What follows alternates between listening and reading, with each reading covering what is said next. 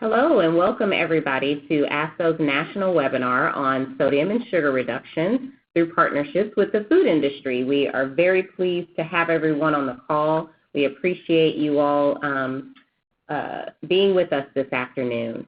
My name is Alicia Smith. I am the Director of Chronic Disease Prevention at ASTHO, the Association of State and Territorial Health Officials. I am joined today by my wonderful team at ASTHO, Elizabeth Walker-Romero, who is our Senior Director of Health Improvement, Asiatu Kama, who is our Health Promotion and Chronic Disease Prevention Analyst.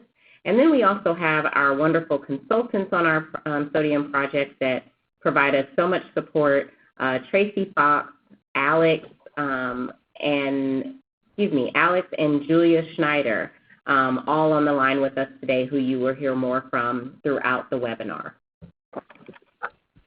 I would also like to welcome our speakers today who are here from a host of different organizations. And I'll invite each of you to pipe up and just say a quick hello. Marcia? Hi, how are you? Hello, thank you. From Connecticut Department of Public Health. In collaboration with Tracy Morin and Ed Owens from the Connecticut Bureau for Education and Services for the Blind. Good afternoon, everyone. Hello. Great. Thank you for joining us. And then we also have Wendy Phillips from Morrison Healthcare, a division of Compass, who will be joining us as well. And then we have Roxanne Moore, Beth Winthrop, Tina Reddington, and Lynn Browning, all from Sodexo. Hello. Hi, everyone. Hi there. Great. Thank you guys for joining us. We look forward to your presentations. Just by chance, today also happens to be World Hypertension Day. And this is really an opportunity, the Awareness Day is an opportunity for all countries to promote hypertension awareness. So we are very pleased to be talking to you today about some sodium and sugar reduction efforts that you can implement within your state by recognizing that healthy eating also helps to promote hypertension reduction across states, and knowing that you all are working on many different goals connected to that. We appreciate you joining us, and hopefully you can get something from the conversation today that you can implement in your state. A few housekeeping announcements. We invite you to play your audio strictly through your computer speakers. It'll be a more pleasant audio experience for you. Audience participants should not use the phone number and also your computer. If you have audio trouble, be sure that your speakers are turned on and your volume is up. Contact technical support. The phone number is there for you on your screen, 800-843-9166 if you do have trouble throughout, or just let us know through the chat box if you have any technical issues. Further, if you have questions throughout the presentation, we invite you not to hold those all to the end of the presentation. Type them right into the chat box just as they come to you. We want to make sure that we capture those questions and that we can answer your questions before the end of the webinar. So a little bit about ASTHO for those of you who are joining us that may not be as familiar with our organization. We are a national nonprofit representing the state and territorial public health agencies in the U.S., the U.S. territories, freely associated states, and the District of Columbia.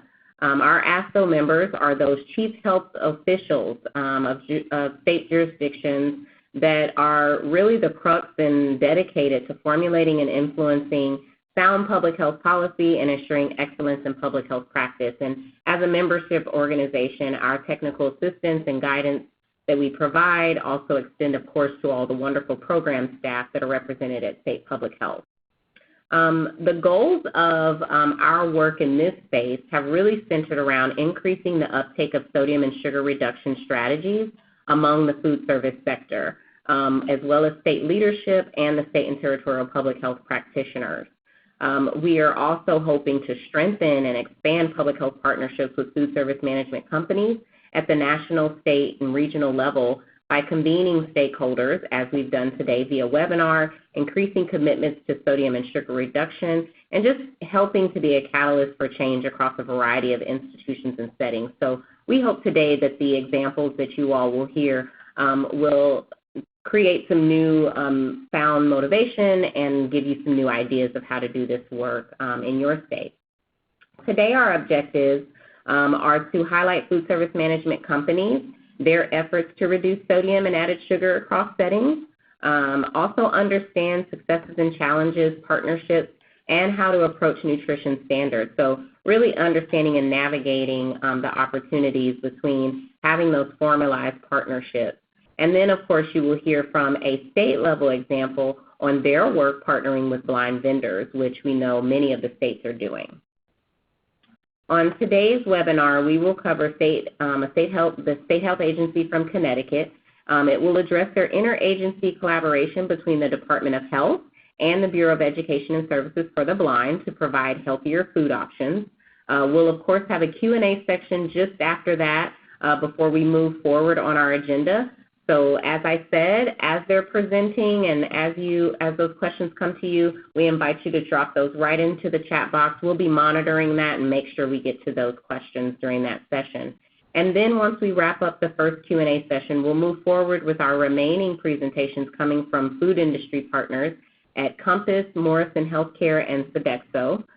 These food service management companies will be sharing information on their initiatives to reduce sodium and sugar in the food that they serve, as well as insights for public health to consider when partnering with food service companies. So we are really looking forward to your questions during that section, having some great discussion there. And of course, we'll have our contact information at the end of the webinar. So if there are any questions you didn't get to ask or things that maybe you thought about later, because we know you'll be thinking about us for the rest of the week after this fabulous webinar, just feel free to email us those questions, and we'll be happy to circle back around and triage those questions to the appropriate presenters. And of course, we'll wrap up, of course, with some resources to share with you as well. So without further ado, I will now turn it over to my wonderful colleague, Julia, who will introduce herself and our first speakers. Great. Thanks so much, Alicia. Hi, everybody. My name is Julia Schneider, and I'm a public health consultant with the National Association of Chronic Disease Directors, NACDD, and I've been working with ASTHO as a consultant on this project for the last 2 years. I'm very excited to introduce Marcia Pessolano. Marcia is a registered dietitian, nutritionist, and nutrition consultant at the Connecticut Department of Public Health in the Nutrition, Physical Activity, and Obesity Prevention Program. Marcia is working with preschools and schools in Connecticut to improve the nutrition environment, and Marcia is also collaborating with several Connecticut communities and organizations to increase the availability of healthier food and beverage options in small retail outlets and cafeterias. Marcia is co-presenting today with Tracy Morin, who is the Marketing and Vending Division Supervisor at the Connecticut Department of Rehabilitation, Bureau of Education and Services for the Blind, BESB. Tracy directly oversees a $7 million vending machine contract, acts as the Business Enterprise Program Liaison for remodeling projects, working closely with state officials, contractors, staff, and blind vendors. Tracy is joined today by her colleague, Ed Owens. Ed is the vending facility supervisor in the same bureau and oversees the program, which works with 35 businesses operated by blind entrepreneurs on government property. These locations include cafeterias, snack bars, gift shops, and vending operations. Ed, along with his field staff, monitors the selections and profitability of these locations, and we're very excited for their presentation. So, Marcia, I hand it off to you. Great. Thank you so much, Julia. And thank you, everybody, for being on the call today. We're really excited to be here.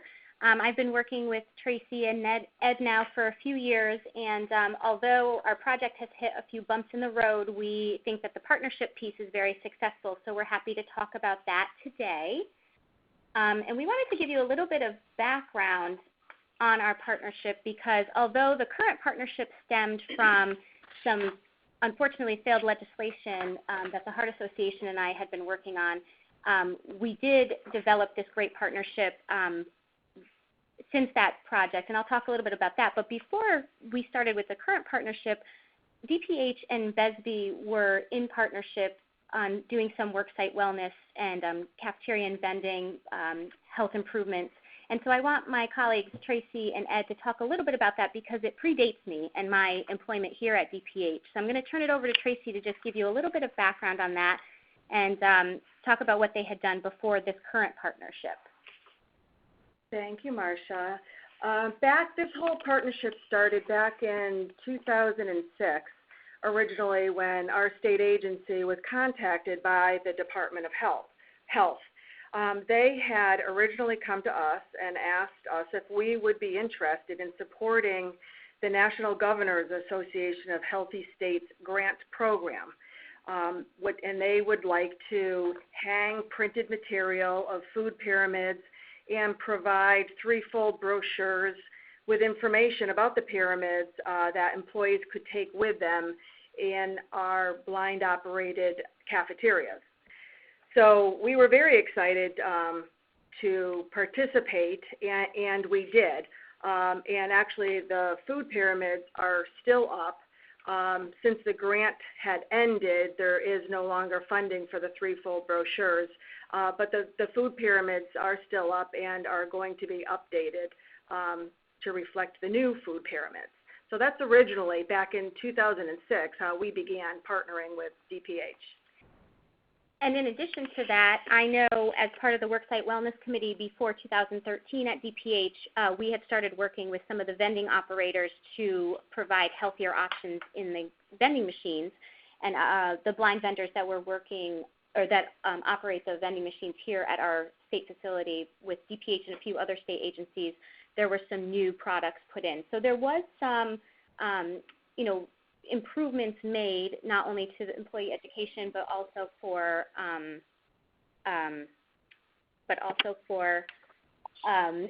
changes to the offerings in the vending machines. And we as an agency have always gone to the authority in charge who has the knowledge of the issue that we need. Our specialty is in serving blind people and blindness-related issues. So when it comes to a tax issue, we go to the tax department. Comes to the health department, we come to the health department. So, while we're dealing with the blind, we're part of a much larger program nationally called the Randolph-Shepard Program, which does offer the first right of refusal to food service operations on government property. Especially here in Connecticut, our statute is very strong. It has the authority in charge of the building always offering us the first right of refusal to the operations. That's why we play a major role in food service to government agencies here. Great, thanks, Ed. So fast forwarding a little bit, I'm going to take you to around 2013. In Connecticut, the American Heart Association the Connecticut branch of the Heart Association was interested in getting some legislation passed on what foods could be sold and served on Connecticut government properties. And so I was involved in working with them to educate and inform not only the public but also the blind vendors on the importance of providing healthy food options. Unfortunately, although the legislation never made it off the ground after several years of conversation, myself and the folks at BESB started talking and really felt like we could do some things on our own without having legislation passed to ensure that healthy food options are available.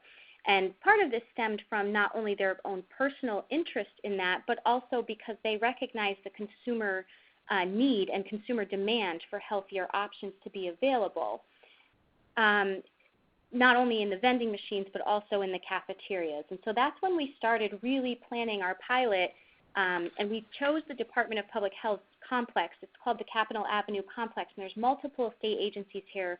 I'm not sure on the total number of employees that are served here, but I think it's around 1,000, if I had to guess. So there's about 1,000 employees here at our Capitol Avenue complex, and we thought this was a great starting point because not only is the Department of Health located here, but also the blind vendor was interested in and willing to, support the changes made.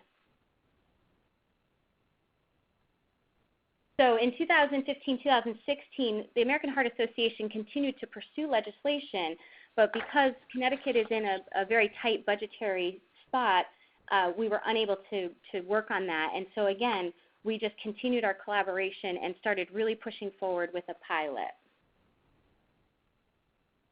So right now, we're in the planning phases. We've been in the planning phases for a couple of years. We've been doing some assessments. We've been talking to the distributors and determining what kinds of foods are available. So we've been doing some things, and we keep planning for implementation, but like I talked about, there were some bumps in the road that we're going to go into a little bit just so you can see how we're working through them. So in 2016, we did a consumer survey that was circulated to all 1,000 employees in the Capitol Avenue complex.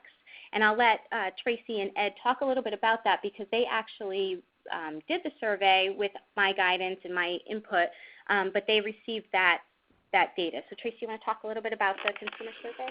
Sure.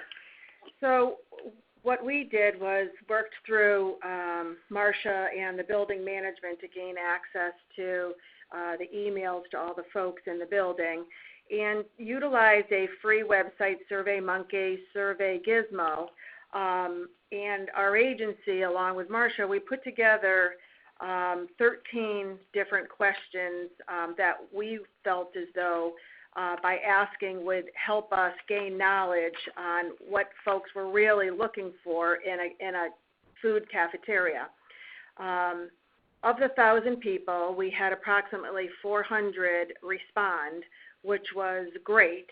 And we really were able to determine that in general, people are happy with the selections in the cafeteria, however, are really looking for some extra healthier options, whether it be a salad bar, whether it be vegan, vegetarian offerings, whether it be just more offerings other than the same fare that they would see every day.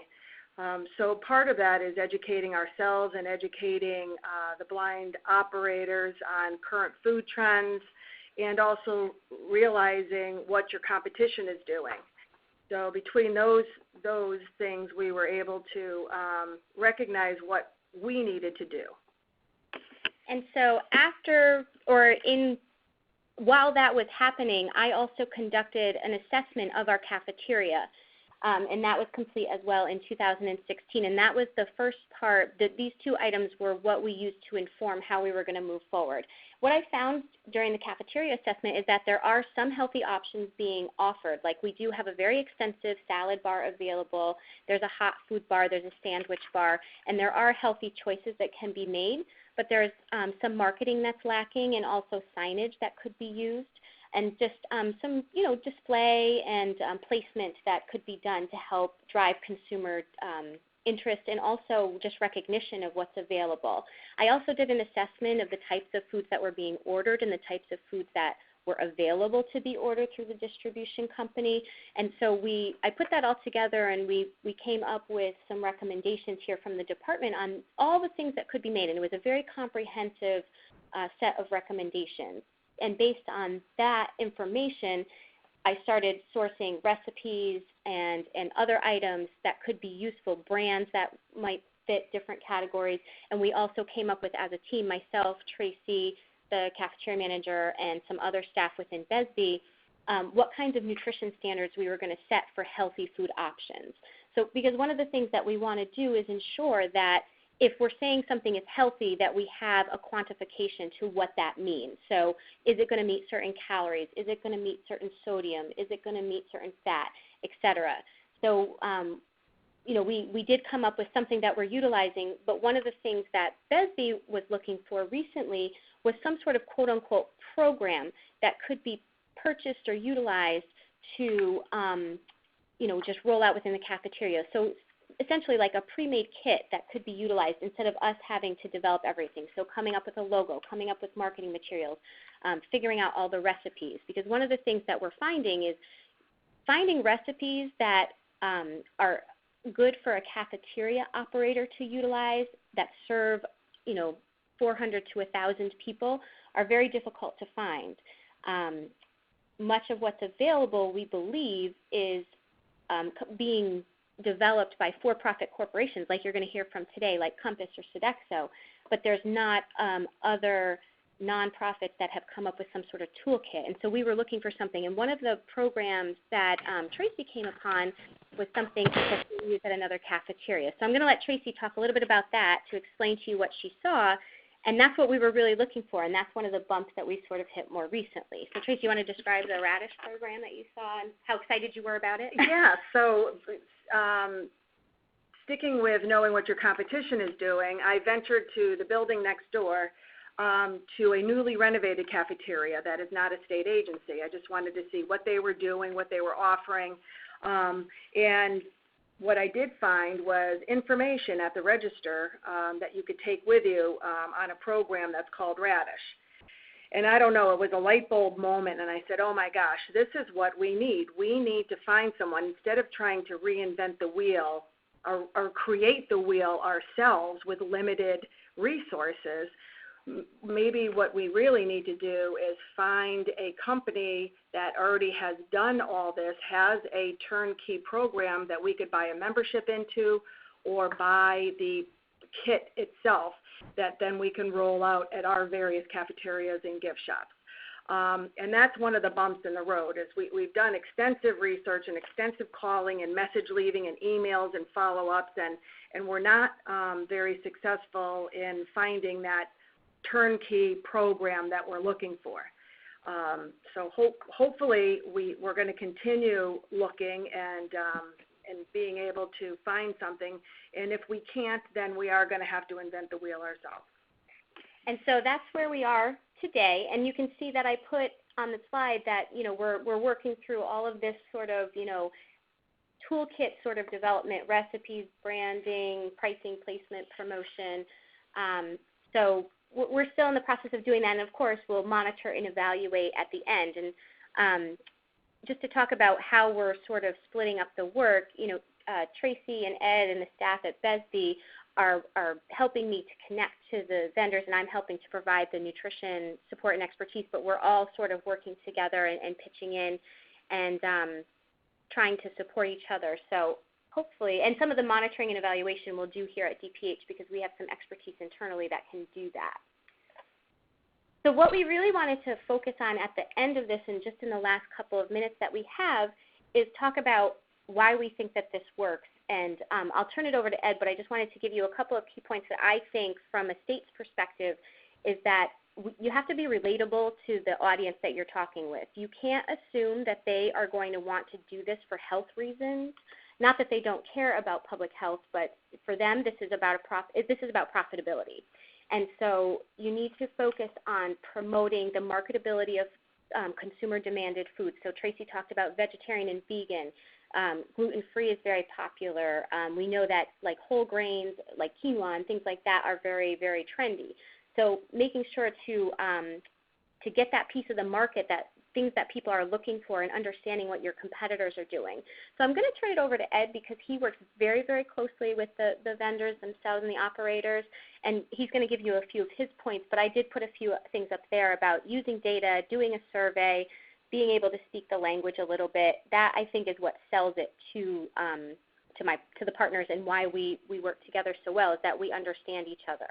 So Ed, you want to talk a little bit more about that? I think those points listed on the slide are good. The number one being remembering it's a business and understanding that the individual operator is not an employee, but their income is the profit that they generate from the operation. So they're looking into, you know, how can I serve my customers? What do they want? They want to go with the new items, yet they don't want to give up the old traditional that they know that sells.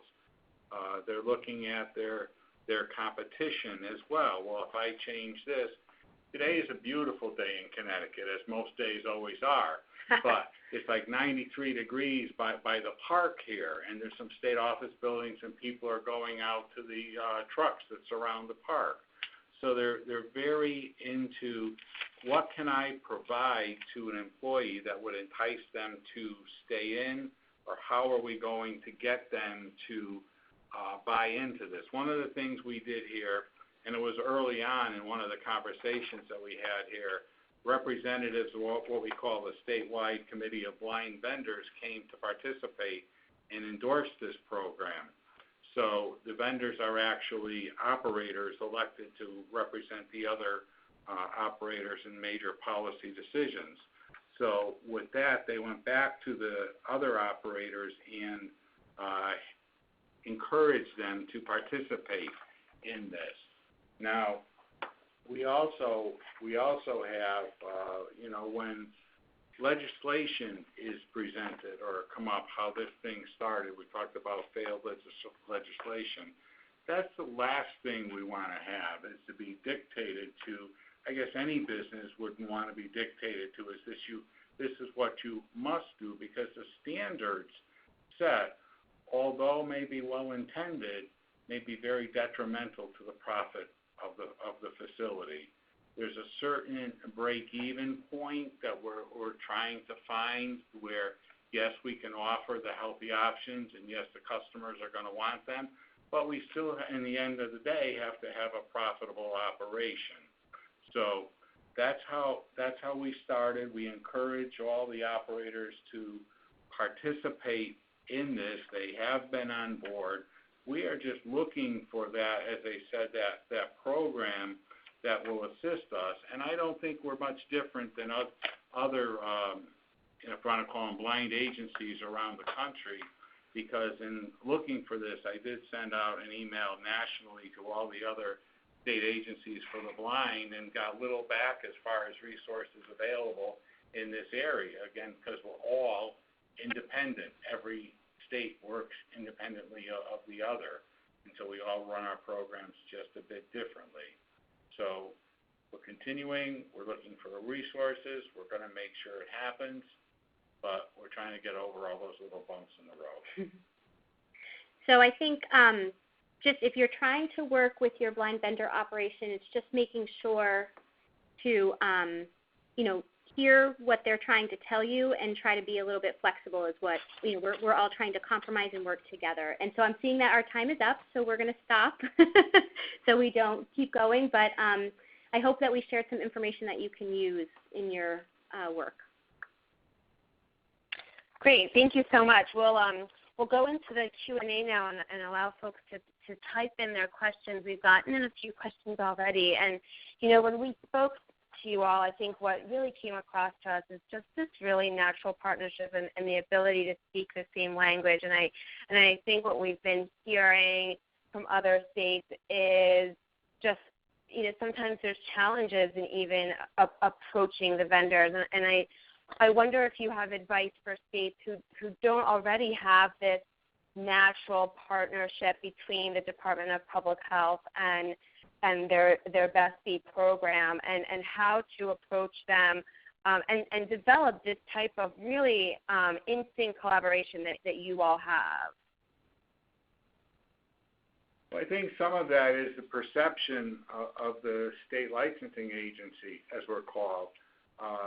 When I think that the health department is coming in, there's a natural tendency to say punitive. They're going to come in and tell me what to do.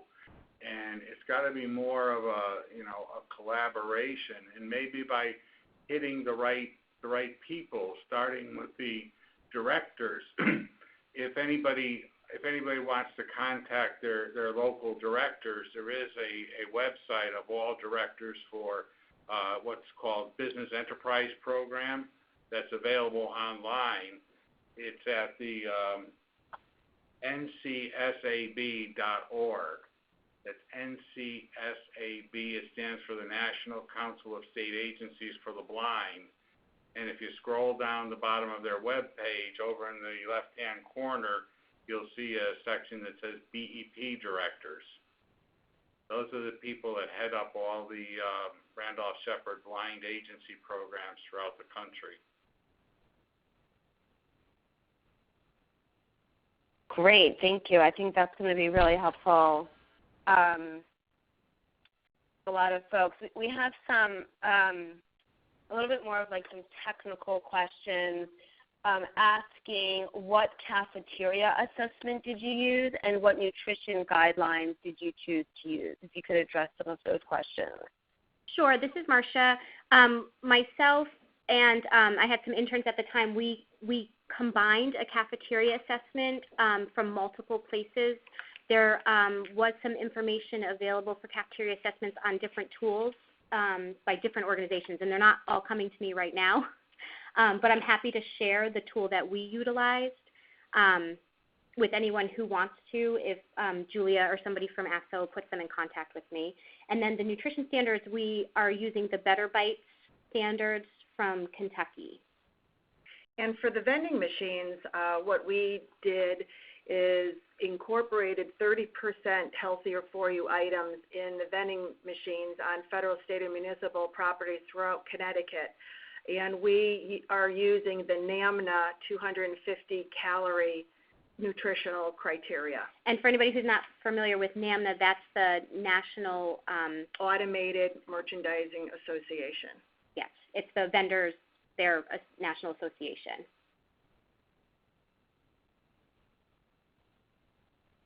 Okay, great. Thank you. Yeah, we're getting a lot of questions, so I'm going to try to get to everybody. There's always that question of the WinWin, and we've heard that a lot over the years from various states. You know, how do you convince the blind vendors that this is a win for them? And I know that you all have kind of really addressed that and really get that. And so one of the specific questions we have is, how do we convince our blind program leadership that the risk of lost revenue is minimal or non-existent over the long term?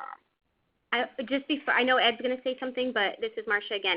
I think one of the things that has to be considered is if you come in to a blind vendor or to the BESB organization and you want to change everything all at once, that feels very scary. So I would highly suggest come in and recommend simple changes to start, or some sort of a rollout where you start with a few items. And having data, I think, really helps, because I think that speaks to people. If you can show them that their consumers really want this, then that, I think, speaks to them as well. And then I'll let Ed say what he was going to say next. We have national conferences as well. There's one called BLAST, is Business Leadership and Superior Training. It's put on by the National Federation of Blind Merchants. And it was held in Chicago last year, and they did an excellent presentation on vending machine nutrition and how they bought into General Services Administration working along with them to set a standard of percentage of healthy choices in vending machines. And it was a real good presentation, and I think it reached a lot of people. There were about 500 people gathered for that convention.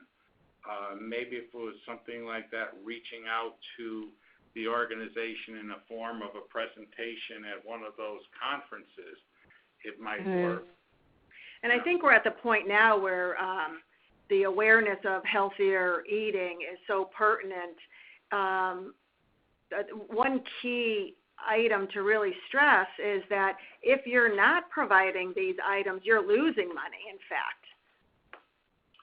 That was the sense of the last conference. It wasn't a question of doing it. It was a question of getting on board, at least on the vending machine side of it. So I think as a program, what I heard at that conference is they are ready. They're ready to start to take a look. And, of course, if they're going to face some type of standard imposed on them, they would rather be a part of the solution to the problem. Mm-hmm. And they want to, the bottom line is the whole program is to make the operator as profitable as possible. So in order to do that, they have to provide the product that the customer wants. Which is actually a perfect segue to our next question. This person actually thanked you all for your amazing presentation and said, were you able to provide your vendors with a list of healthier items they could sell? And if yes, are you willing to share that list? I haven't shared that yet, but there are some national lists available that I was going to start with. And, of course, my brain is totally blank right now as to who provided that to me. But again, if anybody wants to email me, you can do so. It's my first name, Marcia, Pessolano, Pessolano, @ct.gov. So you can get the spelling of my name from the presentation, and then it's just first name dot last name @ct.gov. And I'll be happy to send you any information that I do have. I plan to utilize some interns to help look at the existing food lists and help to update them because they need to constantly be updated. So that's part of the continuation of the implementation process that we're in right now. And, our hopes are to really find a pre-made program so we don't have to invent this wheel. We're looking for that feedback too if anyone comes across any programs like this Radish program that I saw, but we need to be able to buy into it or buy a membership to it, and that's ultimately what we would like to do. And then the vending machine standards was the NAMNA Fit Pick.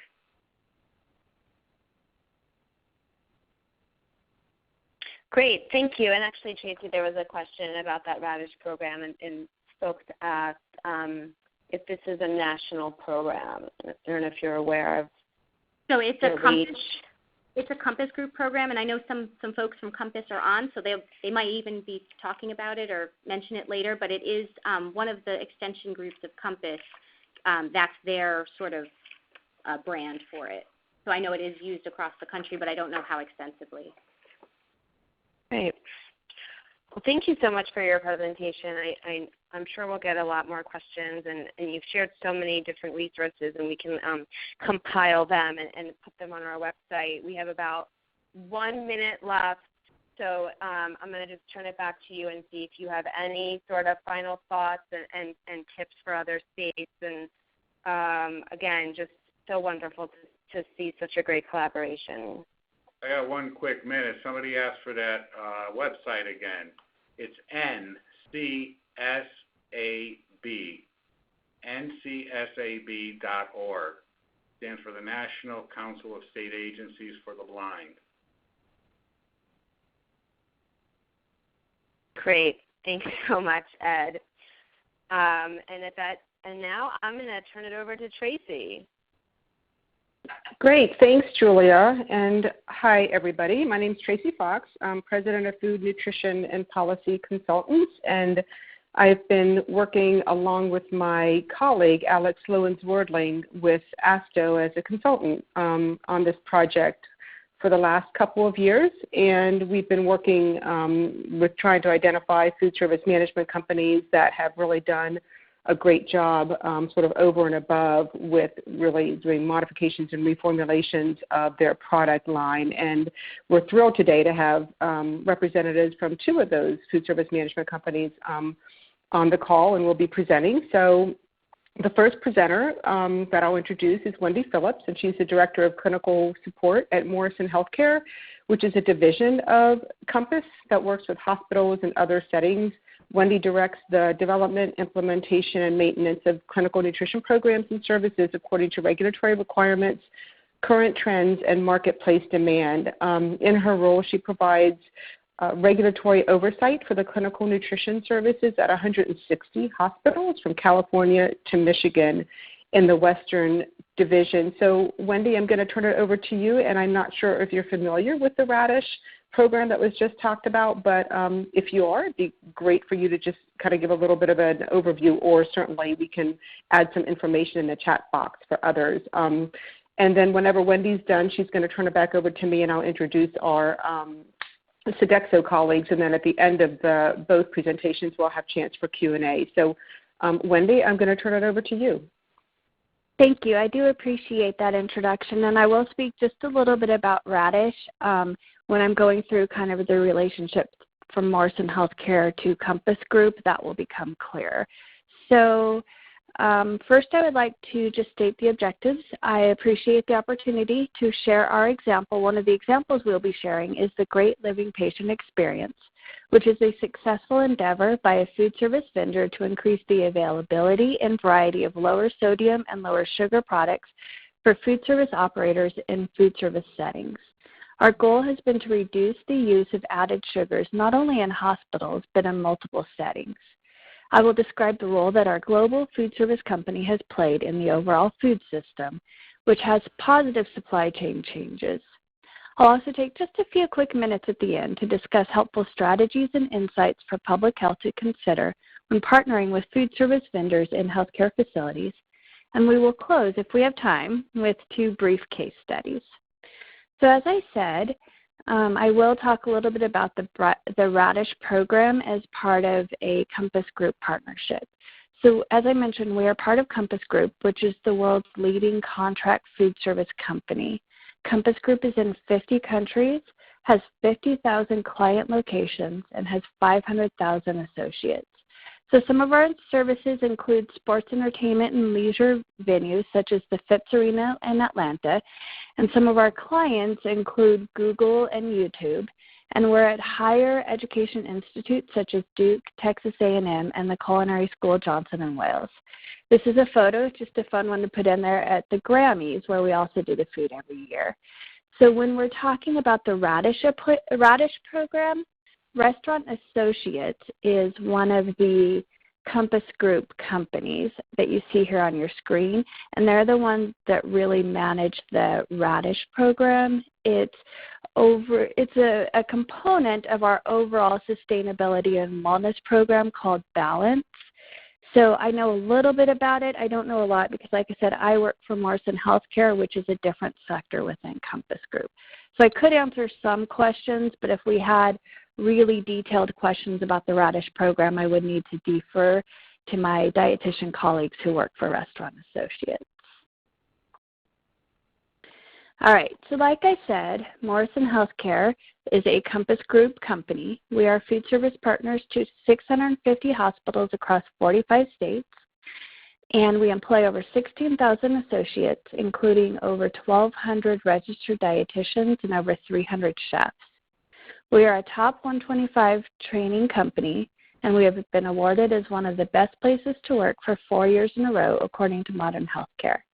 But I really have to say, despite the multiple awards, the best part in addition to all of those awards is getting to work with fantastic people who really are passionate about what we do, and we share our talents and knowledge so freely.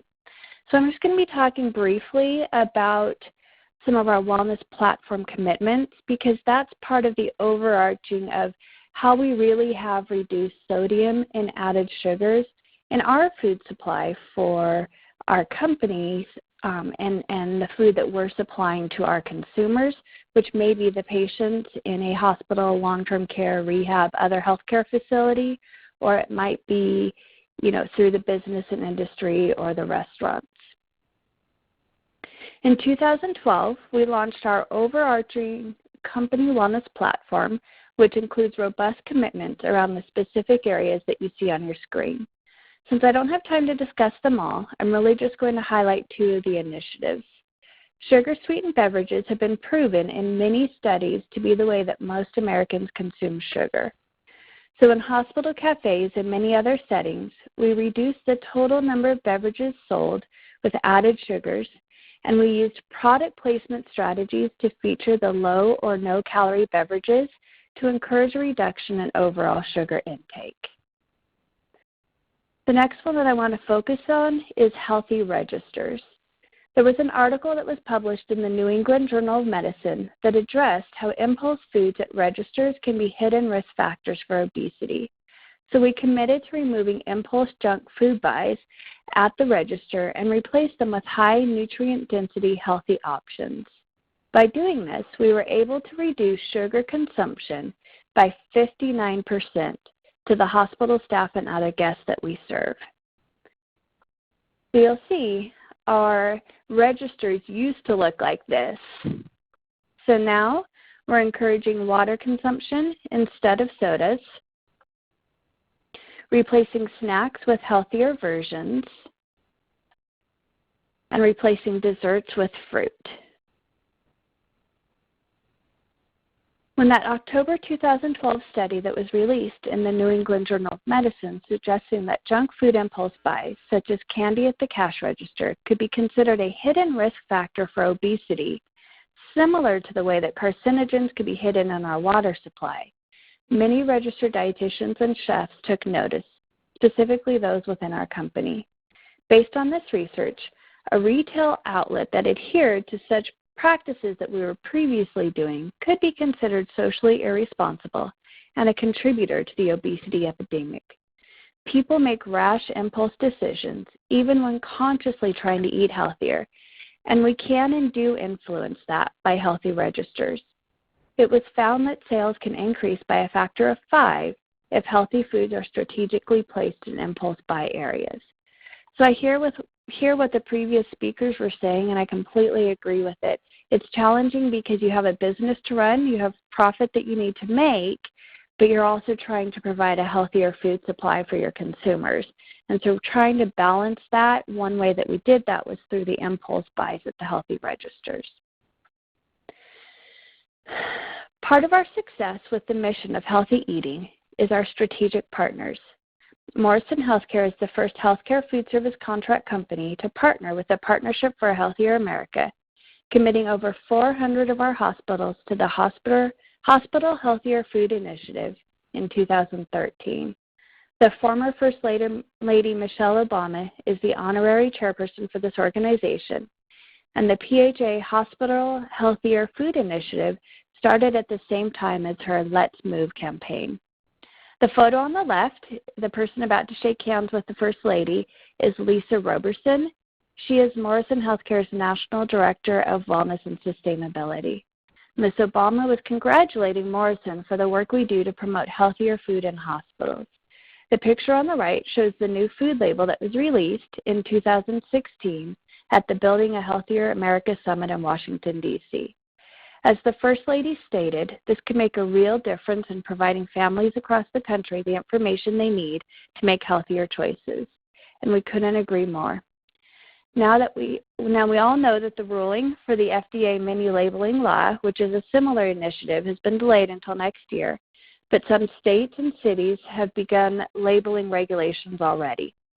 Morrison Healthcare is moving forward with all of our food labeling initiatives in our retail spaces, despite the delay in the federal rule, in order to provide an improved food environment for our patients. So again, I know that you all are focusing on sodium and sugar reductions in multiple locations. I'm just sharing hospitals as one of the examples of how we have achieved this. And you'll see how this, even though it's specific for hospitals, it has more of a global impact. So the Great Living Patient Menu Experience is how we were able to make a real impact in the lives of those we interact with in the healthcare environment. As registered dietitians, reducing sodium and sugar in hospitals was a high priority for myself and my colleagues. I'm not going to spend too much time talking about the SAD diet, which is the standard American diet, but I think we all really know is that the call to action really began with what started the conversation in 2008 with the description of the SAD diet. The average U.S. hospital serves more than 1 million meals per year, so we had a tremendous opportunity to significantly impact the health of our patients, who is also the American consumer, simply based on the type of food we serve, to what we really could be considering a captive audience, because they're getting their 3 meals plus snacks per day from us, so we could really control the environment in which they were eating to teach them healthy behaviors.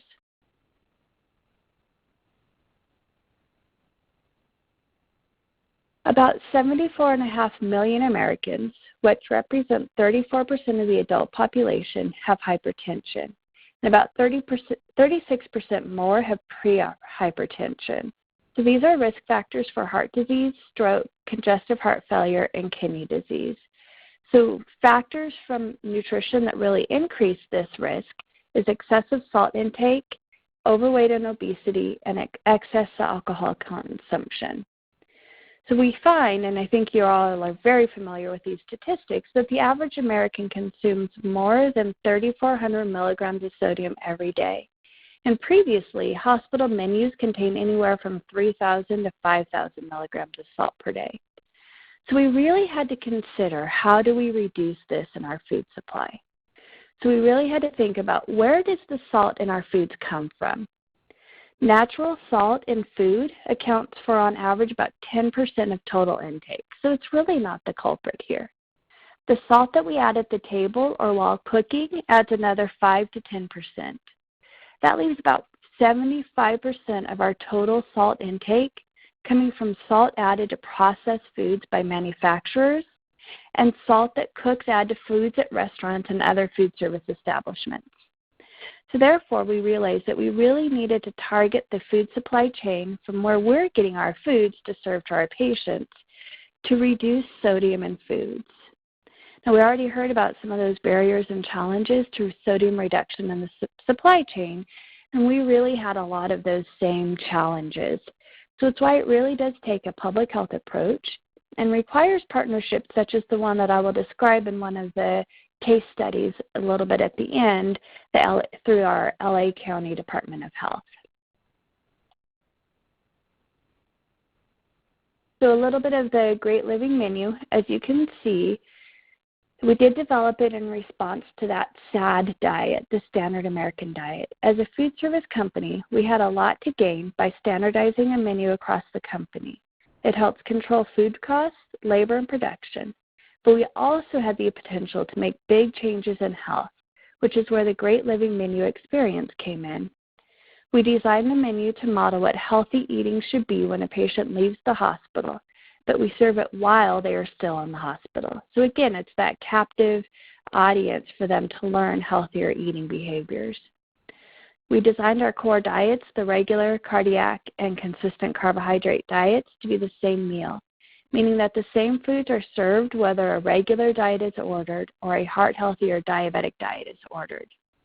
We provide restaurant-quality meals that are made with scratch ingredients and whole foods so we would have a less reliance on convenience items to help lower the sodium content. We also have more control over added sugars that way, and we can really incorporate stealth health into every meal. So I know that one of the speakers alluded to it earlier. Given the fact that we are such a large company, not only is Morrison Healthcare so large in the United States, we have Compass Group, which is a global company. So we do have that ability to have the larger database of recipes that are already institutionalized, the sizes and servings for preparing at an institutional level. So I recognize that. We also have the chefs and the expertise that we can share throughout our company. So that is one of the benefits that we have. Hopefully we are having some trickle-down benefits because of our influence on the food supply. I heard at one point, and I'm not sure what the latest statistic is, but Compass Group is the 11th largest purchaser of foods in the entire world. So that, of course, does have an impact on the food supply, the foods that we're buying. So some examples of that stealth health that I talked about and how we are reducing sodium in hospitals. Approximately 85% of the menu items were switched from refined grain breads and pastas and starches to whole grain alternatives. And commodity products such as olive oil blends or canned tomato products were consolidated to one preferred food quality selection or brand, allowing for more consistency in pricing, ordering, and menu execution and recipe compliance. Approximately 70% of canned or frozen produce was changed to fresh produce, and wherever we could, we really put a focus on local purchasing. We emphasize the ability to buy seasonally and locally because that helps to drive down food costs in appropriate seasons. Another example of stealth health is reducing approximately by 80% our use on shelf-stable convenience items or canned fruit products for desserts and side dishes, which now instead utilize fresh, whole seasonal foods. We make our soups fresh in-house with local and seasonal produce offered daily. That way, again, we have that less dependence on the packaged convenience foods.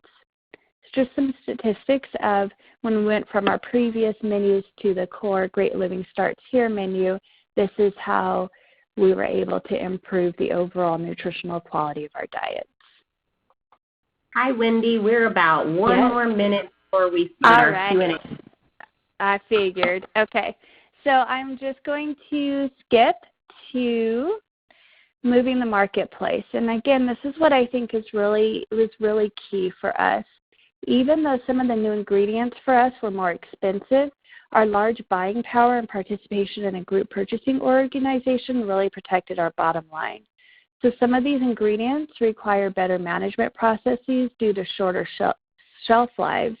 And we provide the guidance to standardize these processes with quality control checks. So again, being part of that larger system has really helped us.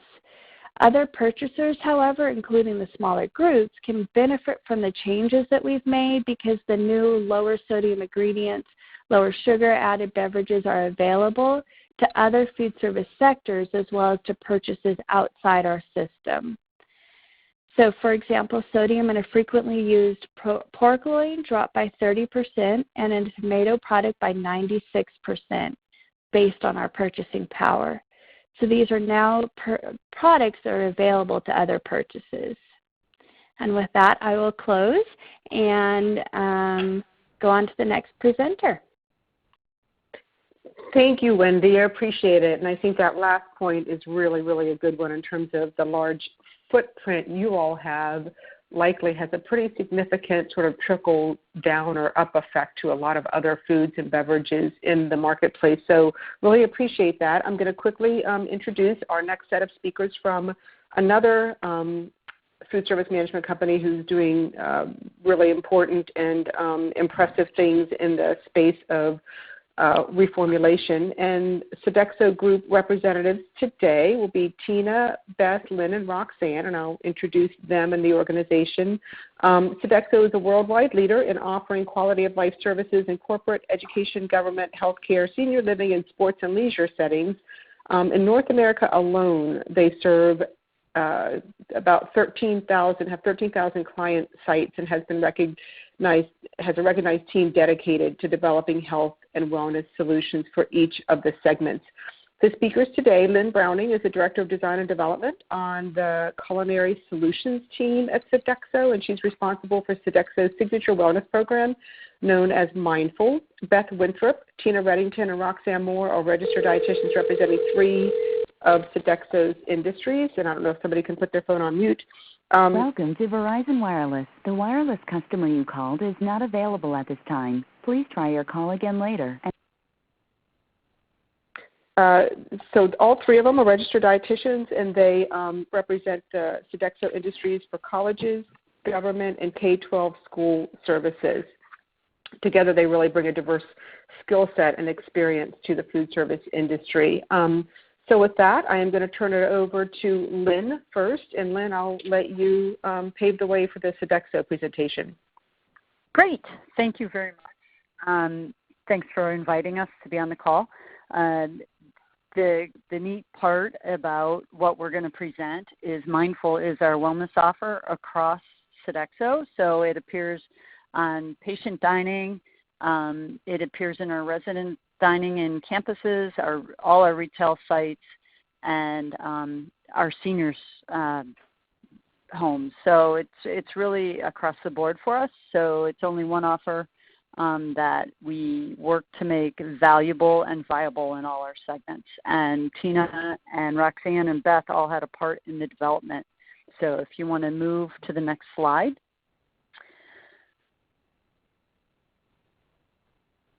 Next slide.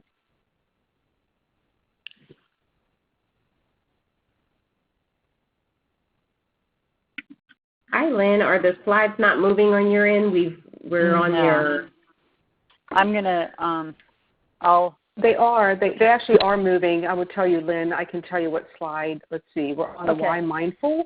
Okay. It has the good health and the what is mindful on it. Okay. So when Mindful was developed, our insights and research showed that the average American or the average customer was concerned that eating healthy, it was easier to do your taxes than eat healthy. So Mindful was developed all around being simple and easy for the consumer to understand. And hopefully at the end, maybe having a mindful item but not even realizing it was healthy. So our guiding principle is good health. Most people want it, but often struggle to make it a natural part of each day. Mindful by Sodexo offers authentically healthy choices to an audience hungry for a healthier lifestyle, and more importantly, to those who don't yet recognize its benefits. So it's really, both speakers before have talked about stealth health. That's really the true nature of Mindful. It's about stealth health. It's about big flavor and full plates. So our other insights showed that most customers or consumers and guests felt that if it was healthy, it didn't taste good, or it was bland. So we've completely turned the tables on that. And they also said that sometimes when you're eating something healthy, it's not a full plate. And, you know, if it's a lunch item, by 2 o'clock you're hungry again. Do you want to go to the next slide? So again, our approach is all about making it easy for our consumers to enjoy a healthier lifestyle. Next slide. So when it comes to our knowledge, Mindful is all about being incredibly transparent and being the consumer's friend. So Mindful is not a preachy offer. It's all about making it easy for our consumer to understand what's going on and what they're eating. So our point of sale material that comes to our cafes has our hero item, or the item featured in the center, sometimes or usually some key ingredients, really easy to understand nutritionals. We also have easy to identify icons and allergens. We list all the ingredients that are in the product or the menu item, and then we also have on MyFitnessPal and Fitbit barcodes. So anybody in our cafe can scan the menu item into our custom app or into their MyFitnessPal and Fitbit diary. I'm going to go to the next slide. It's all about preparation. So as we rolled out Mindful, our chefs and food service team members and general managers all went through some training that talked a lot about low-fat cooking methods like steaming, poaching, and grilling. Our recipes only use vegetable-based oils. And then it really prepared our team to become our extension of Mindful in our cafes. So they take a pledge to honor our pure flavors ingredients and to stay true to each recipe. So the previous speaker talked about salt getting added in the cooking process. For Mindful, we actually, the folks preparing the Mindful entrees take a pledge not to do that, where we normally would encourage people to taste and add spices. For Mindful, we don't, because the recipes and the whole nutritional stance is really carefully prepared so that the consumer knows exactly what the nutritionals are, and we know exactly what the taste is because we extensively test each recipe. Next slide. Mindful balances 3 components of wellness: healthy eating, healthy living, and community. So when it came to healthy living, it's our website. We use our website to engage with our consumers on topics that matter most to them, and in places that they will look. So we're on Twitter, we're on Instagram, we're on Pinterest, and we're on Facebook, in addition to our website. It's also about healthy eating. We just finished a little contest that we're going to enter voting in a couple weeks around having our consumers online develop their own product. In this case, it was one of our signature products, a pizzetta, and they created the ingredients and told the story behind what it is. So it's a pretty exciting competition that we're entering or finishing up. And then the final bucket is our community. So on our website, you'll also find challenges and tools and resources available so that our consumers can pursue a healthier lifestyle together. So, the bottom line is we're about making every calorie, every move, every moment, and every connection count. Tina, you want to pick it up for the next slide? Sure. Okay, so what you're looking at right now is what I like to call the heart of mindful. Every single meal that we serve has criteria around each meal part. So whether it's a soup or a dessert or snack or entree or even an entire plate, we've identified the nutrition criteria that can be served to be called mindful. Obviously, mindful isn't all that we serve, but to be called mindful, you must meet these criteria. And I want to kind of take a dovetail here to our commitment to PHA. Mindful is just one of the pieces, the commitments of our quality of life program. We made a commitment to PHA back in March of 2014. And it's one of 6 commitments. It's the largest scope of commitment that's been made with PHA. And I'm proud to say that it was a 4 to 5 year commitment. Commitments spanned over 4 to 5 years, and I believe 3 or 4 of the 6 have already been achieved. So just to run through them quickly, Mindful would be implemented in our adult retail dining locations, that we would implement a healthier vending program that would offer and highlight a new level of healthier choices, committing 1 in 5 hospitals to meeting the PHA Hospital Healthier Food Initiative, which is actually more hospitals anywhere in the U.S., increasing healthier food options in the K-12 schools it serves, and providing healthier meal options for children in zoos, museums, and our aquarium counts. And also, finally, serving 17 million additional free breakfasts to K-12 students by 2018, and I'm really pleased to say that we've already achieved that. So, Mindful is just one piece of our PHA program. Oh, and we were also named Partner of the Year this past year. So this is just a piece of our commitment as well as our employees' commitment to the program. Next slide.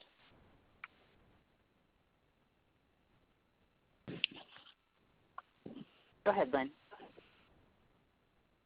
Okay. So Mindful, we really have taken on a technology aspect. I talked a little bit about our website.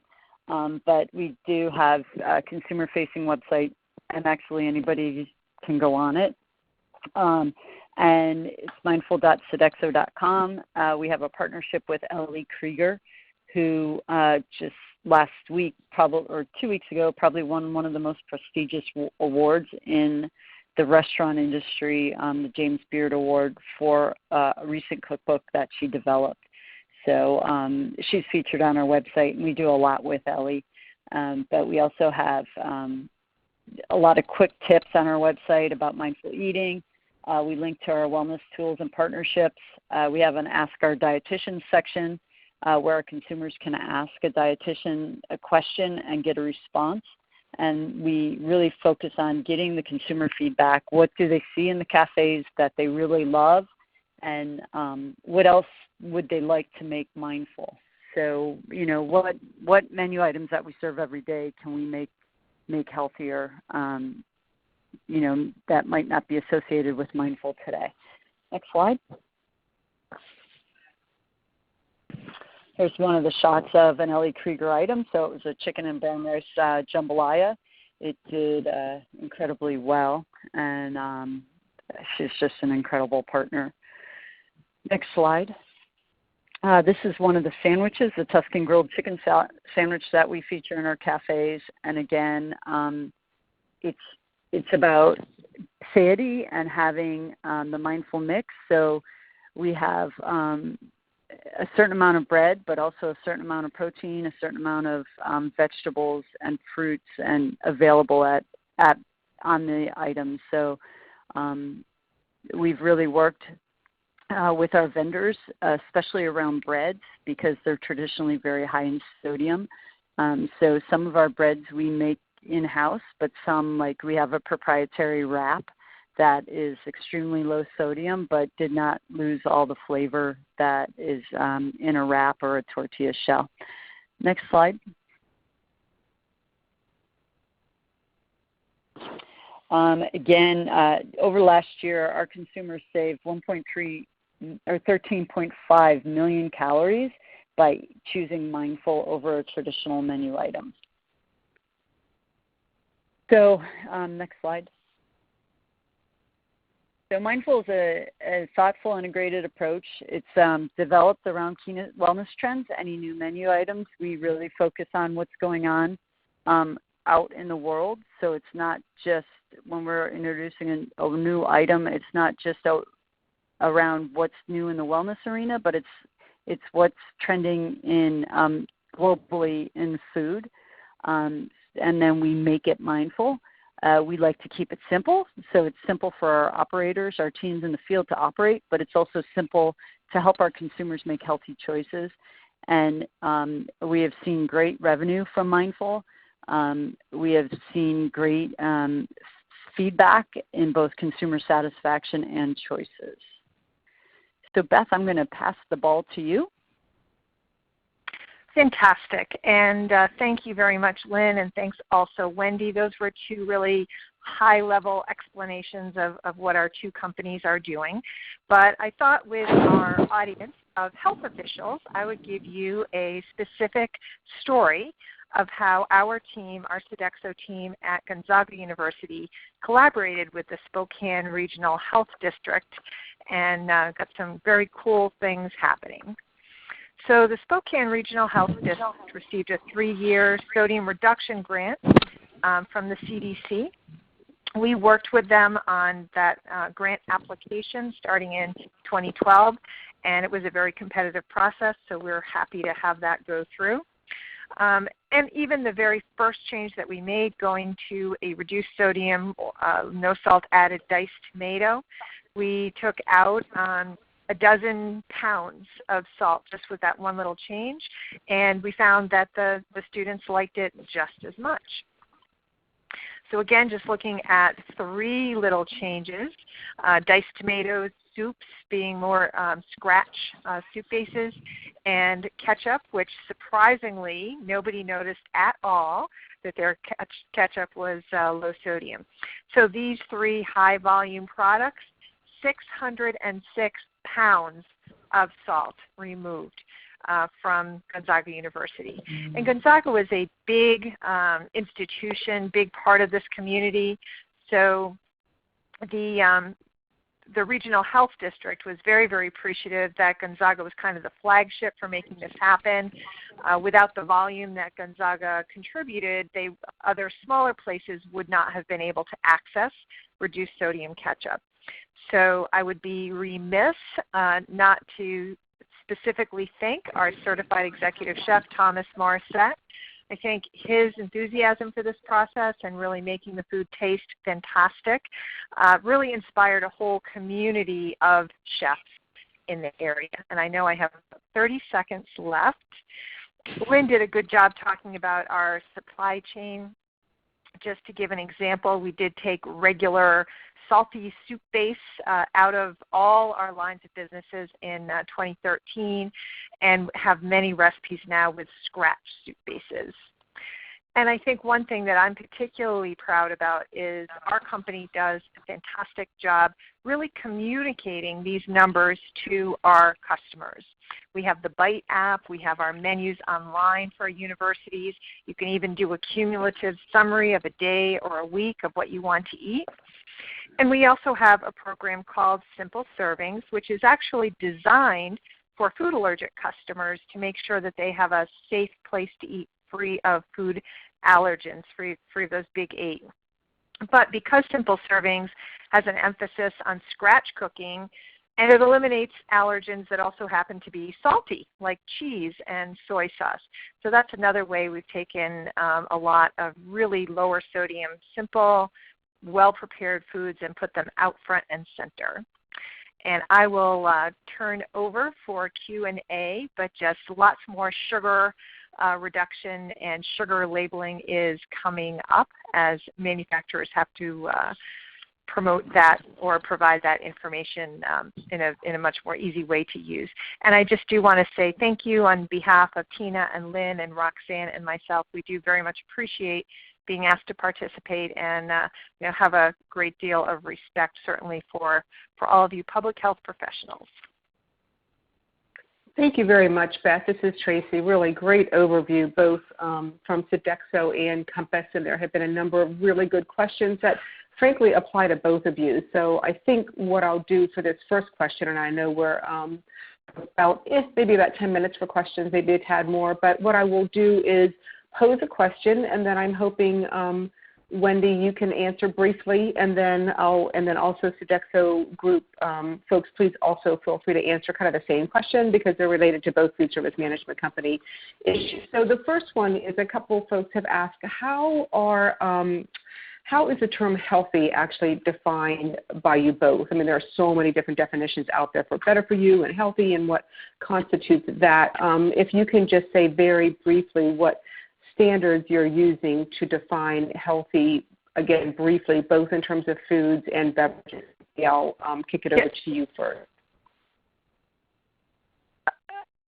I'm sorry, did you say who you were kicking it to? This is Beth. I can just show you that very, very quickly for Sodexo. Oh, sure. Okay, yeah, since you're backing up the slides, and then just Wendy be in the queue is whenever Beth is done. So basically this is what Tina was talking about. What is mindful, what is healthy is defined extremely specifically for full plates, entrees, sides, soups, desserts, and snacks. So you can't even be 1 milligram of sodium over and still be mindful. Beth, what did you base these on, though, in terms of any other standards out there? They were basically based on the dietary guidelines for Americans, USDA standards, I'm sure similar to Morrison's.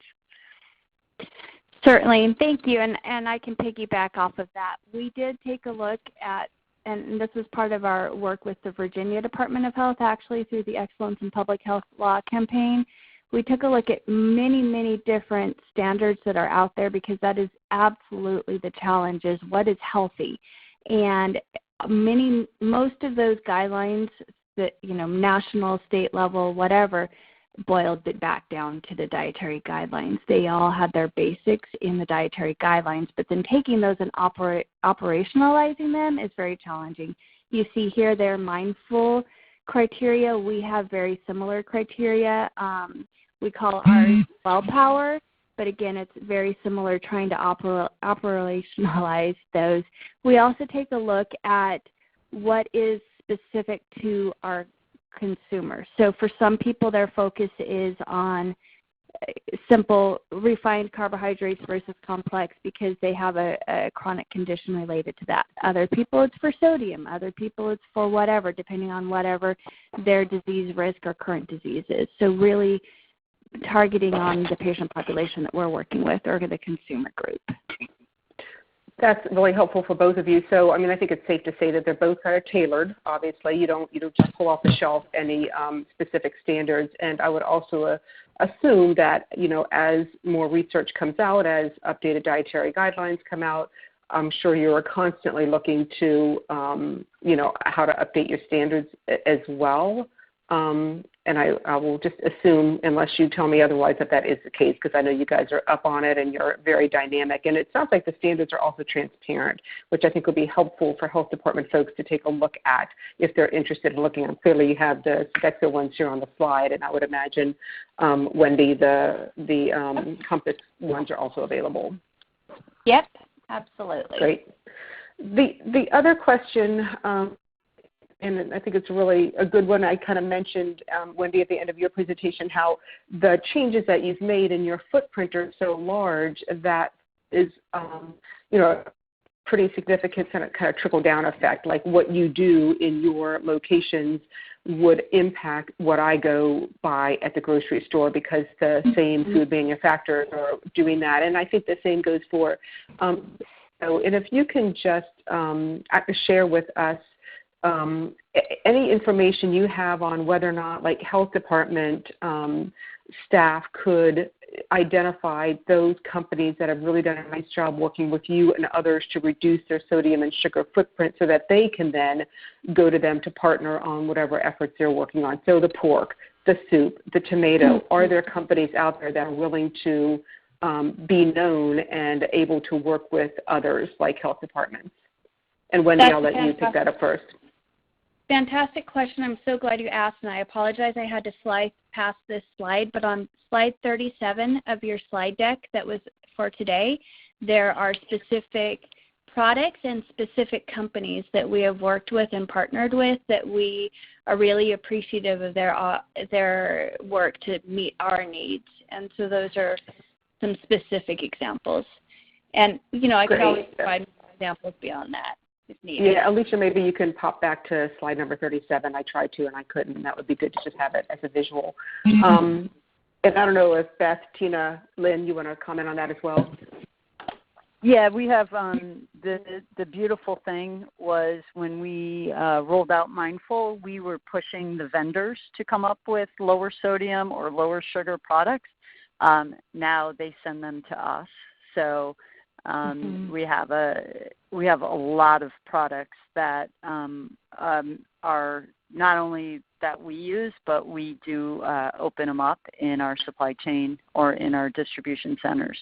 So we have bars and cookies that are made with 100% clean ingredients. We have tortilla, we have soup bases, we have no salt added bacon, we have just a multitude of products that have been developed over the last few years. And those would be the names of the companies, et cetera, would likely be available to others who are interested in pursuing some of those products? Okay. Yep, if you send me an email, I'll get them to you. Okay, we'll make sure folks have the email. I don't even want to know what low-sodium bacon tastes like or non-sodium bacon. I won't even ask. I'm sure it's great. I'll tell you what, I was not sure about heading down that road. It's great. Interesting. Really interesting. It is now, really that's the kind of thing that I think would be great for people to buy in the marketplace. And that actually gets to one of the other things somebody did have was how have manufacturers responded. And it sounds like to your point right there that now they are coming to you saying, here's what I have. Like, here are the products that I have. A lot of let's work together to develop. Or we're seeing a need in the marketplace. Can we work with you to understand the process that you use to develop the new products with the other vendors? So it's really cool.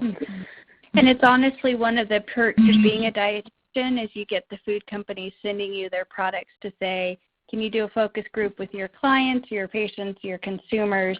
Let us know your thoughts on the flavor profile and the texture and whatever, and then getting to really influence it at that level. That's great. That's great. Well, I am going to turn it back over to Alicia, but again, I want to thank Compass Group, Sodexo, for your involvement in this webinar today, for your great presentation and slides, and we will follow up. I'm sure Alicia will talk about how the information you shared can be shared with others. So, Alicia, I'm going to turn it back over to you. Wonderful. Thank you so much, Tracy, and thank you to our wonderful speakers for today. This conversation has been very engaging. I know that we got a ton of questions in our chat box, and I'm hoping that we got to most of them. But again, if not, please feel free to reach out to us directly with any of those questions, and we'll make sure to connect you all with the speakers so that you can get the answers to your questions. Before we wrap up today, I just want to point to some of the ASTHO resources that we have available for you all. These industry snapshots are essentially a written version of the presentation that you were able to hear today on today's webinar. So we really encourage you all to check those out. It may even answer some questions that maybe we weren't able to get to today, but those are found on the ASTHO website.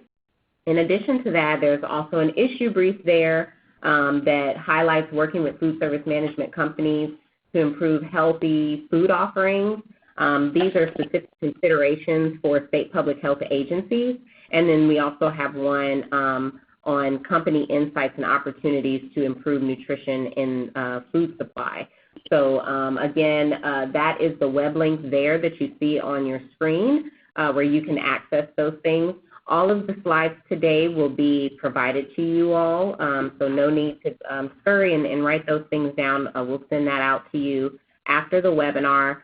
There will also be a recording available of today's webinar for you all. And then there's a brief survey for you to fill out once the webinar ends that it'll direct you to. That really serves as a great evaluation tool to help us improve the content of our webinars in the future. We really ask you to fill that in, give us your feedback on ways that we can improve these discussions going forward. And in addition to that, we also welcome you all to share with us any topics that you would like us to specifically cover related to this sodium and sugar reduction work. Thank you all so much for participating in today's national webinar. Special thank you to all of our wonderful speakers today. We appreciate your time and appreciate you sharing so much with our participants. If you have any questions, again, don't hesitate to reach directly out to the ASTHO team. And if you would like, you can direct all of your inquiries directly to Asiatu Kama, who is the analyst that works on this project. Thank you all and have a wonderful day.